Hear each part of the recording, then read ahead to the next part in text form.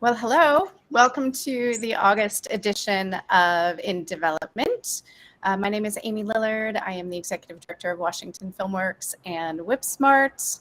And I'm delighted to be here today to give the community an update with my friends about the Small Budget Production Initiative. Just a quick recap if you haven't heard or recall what the Small Budget Production Initiative is. But in the bill that passed in Olympia in 2022, we are allowed to allocate up to $3 million to better support emerging Washington filmmakers making projects under $1 million. And that's what's in the law. And we brought on Netsanet and Lacey, who are here again today, to really help create a framework for the program. We have been doing a lot of work behind the scenes, especially these ladies, and we're so appreciative of their thought leadership and their creative thinking. And we're going to give you an update. And we've been talking to a bunch of people around the state. As a matter of fact, we've been in Spokane, Walla Walla, and I was in Bellingham last night. And I know Netsanet had a great roundtable last night with Langston. And we've talked to about 75 filmmakers or people from the film industry so far. But we're not done. We have more roundtables on the way, but we wanted to keep you up to date about our progress, which is why we're here today. So I think we have hinted at this, but as part of the proposal that Netsanet and Lacey brought to the table, there's a significant and really interesting mentorship and education component to it. And so I would love to start just by inviting you to say hi. Hi, how are you? You're good. Yeah, it's wonderful to be here. It's incredibly warm outside. It's so hot.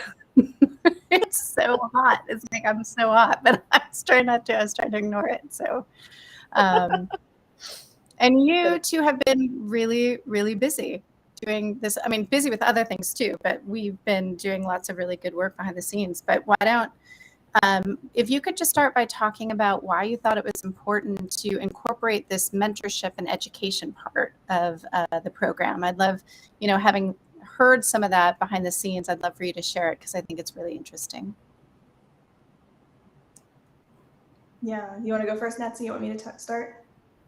I don't mind going first. I think something that I know that I personally wanted, and something that I've heard in at least more than one of the roundtables, is that folks want to learn. And what a lot of people in this industry don't have is mentorship. They don't have guidance. They want to direct, they want to shoot, but they don't have someone above them who they can look to guide them in this industry. And instead of moving to LA, moving to Vancouver, they want to stay in Seattle. They want to make movies here, but there isn't anyone here. And there's a lot of competition here, and I think it makes it a lot harder to stay in Seattle and do the work here. And so a mentorship program made a lot of sense. An education program made a lot of sense. Mm-hmm. I think a lot of folks want to be able to go to film school, but maybe can't afford film school, don't have the access to the resources. And for folks from marginalized backgrounds, folks from rural backgrounds, it's not necessarily an access point that they have, but they still want the knowledge. And the education part is something that is so greatly needed. And so that's something that we wanted to bake into this program, so that so when folks finish this program, they were actually able to succeed. We wanted to actually make sure that people actually made these movies at the end of the day. We wanted to actually make sure that people felt like they could continue to be successful in this industry and continue to stay in Washington and be proud of making movies here. Yeah, I love everything about that. Like, it's so great to think about people being able to stay here and not feel like they need to go to the UK. Lacey, do you have anything to add to that? I think that was exactly it. I guess just, in this industry in particular, I think it's just very hard to succeed without having somebody, to guide you on the process.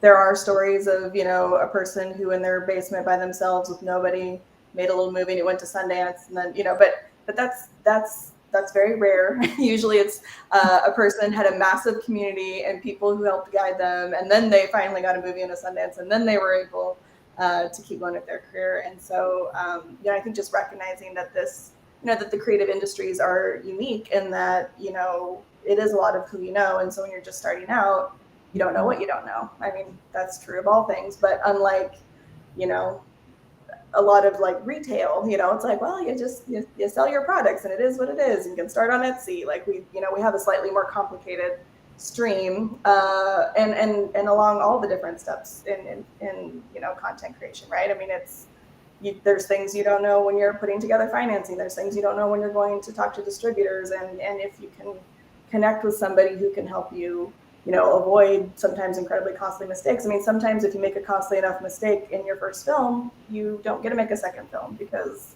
maybe you didn't have a mentor and you decided to go into debt personally and mortgage your whole house and make a $20 million movie with no stars. There's things that people need guidance with. That was an extreme example. Obviously, nobody would do that, but you know what I mean.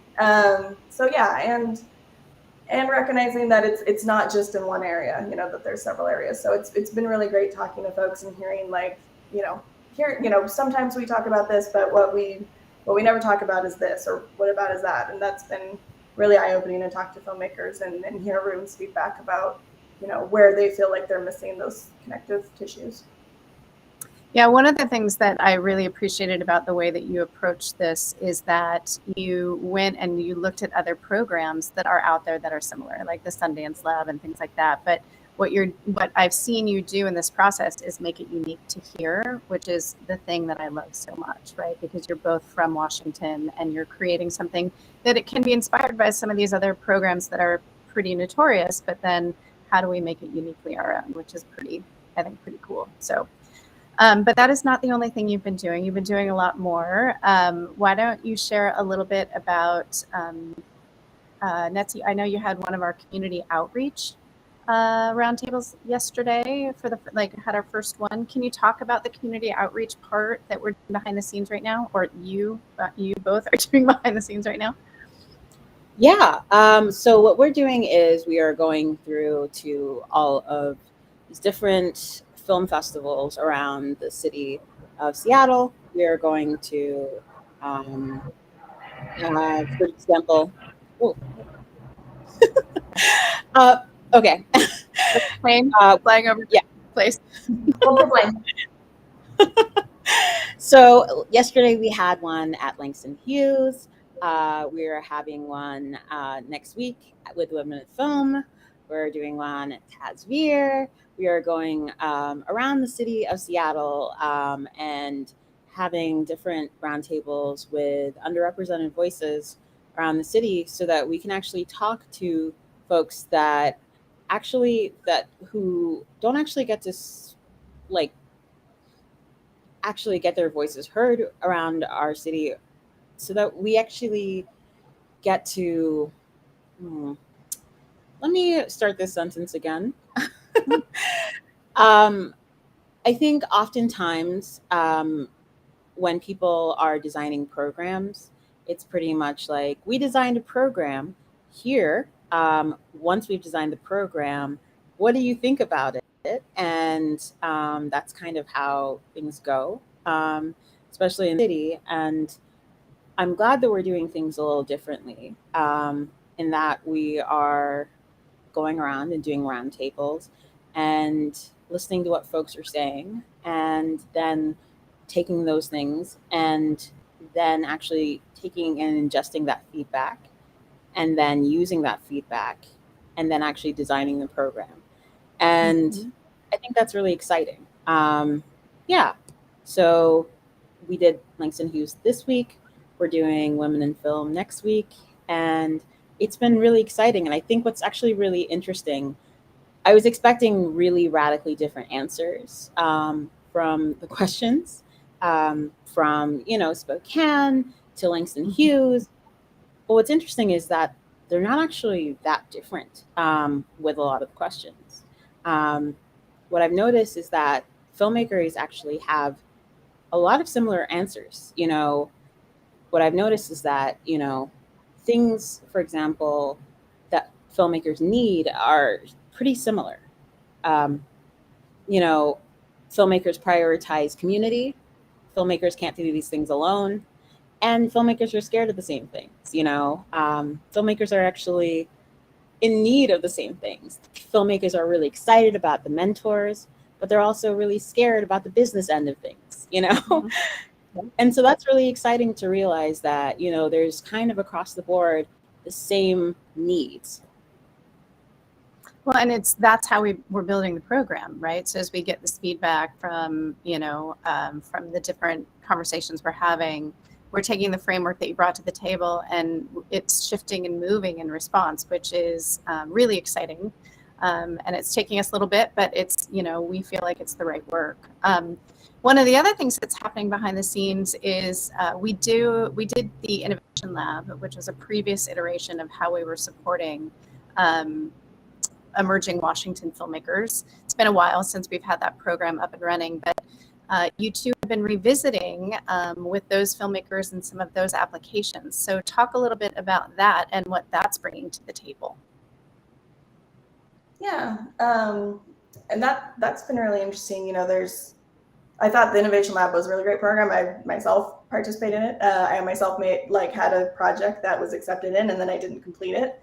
So it's been really interesting to not only look at that, but also look at, it's interesting to take a look at the projects that made it into the lab and which ones did get made and which ones didn't get made, and to be, talking to filmmakers about what did they think about the program, what did they learn through it, what did they wish that maybe they had tools at their disposal when they did it, whether or not they were able to finish their project. Just sort of talking to them about, if we could have a time machine, what would we want that project to be like now, or that program to be like now? So yeah, I think, taking lessons from what Washington Filmworks has done before, taking lessons from what all filmmakers in the state have done before that we've been able to talk to, and then also, of course, looking to the future, what people are wanting to do. I think, all these different data points are, like Netsanet said, the interesting thing is there's been a lot of consensus amongst whether it's from the Innovation Lab filmmakers, whether it's from the filmmakers who come to the roundtables, whether it's from, specifically reaching out to different community groups and having those roundtables. It's been a lot of consensus, which means I think, which is great, right? It means like we feel like we're really kind of going down the right path. Mm-hmm. Right. So for those of you that will attend one of our upcoming roundtables, because this weekend we are in Olympia, Tacoma, and Seattle virtually.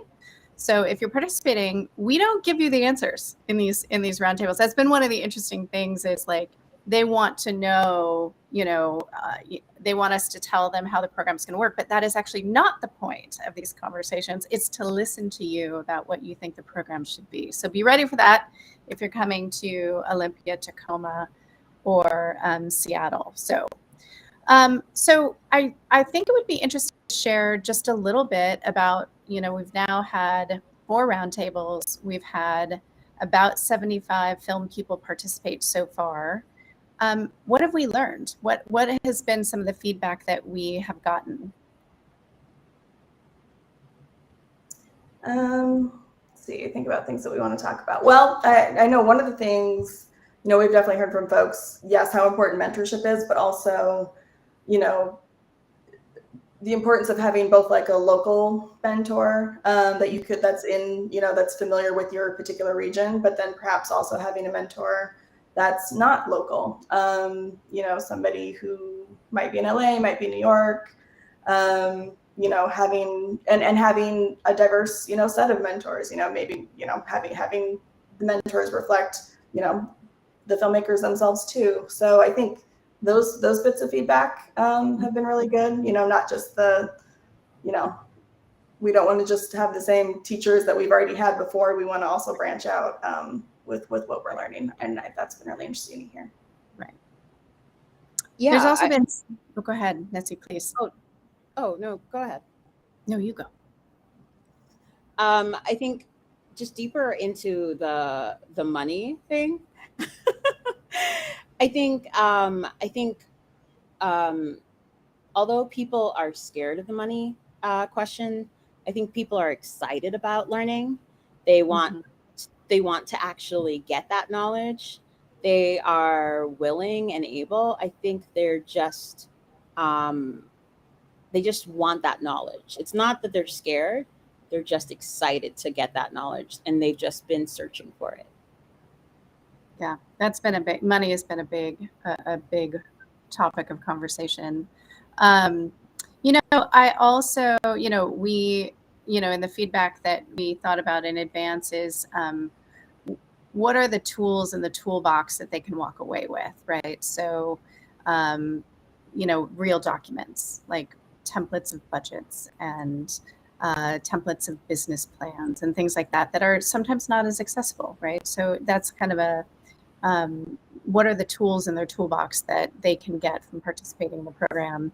And then also, along with the financing, Nancy, as you said, the pitching. How on earth do I talk about this project that makes it marketable and such? So anything else that I'm missing? I mean, I know we have been connecting almost weekly. We've been in these roundtables. Is there anything else, breaking news, so to speak?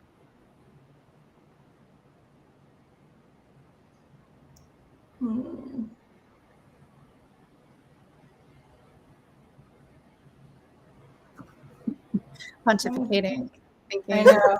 Well, I mean, it is interesting to hear. I think a lot of times when people think of emerging filmmakers, they think of film students. I think that's not always true in our industry. I think there's a sort of fallacy that just starting out as a filmmaker means just starting out of school. And I think that's one of our sort of systemic barriers that we got to work on, because you can have an emerging filmmaker could be somebody who has had another career and is now making their first film, or who has been working on film sets but is now stepping in as a director or as a producer for the first time. So, right. And they still need help and training, because being an AC is very different from being a producer. They have very different skill sets, and you can be really good at one, and you definitely don't want me pulling focus on your movie. So I think that's been also really great to think about too while we're talking to folks is what is an emerging filmmaker, and who is this program for is really exciting.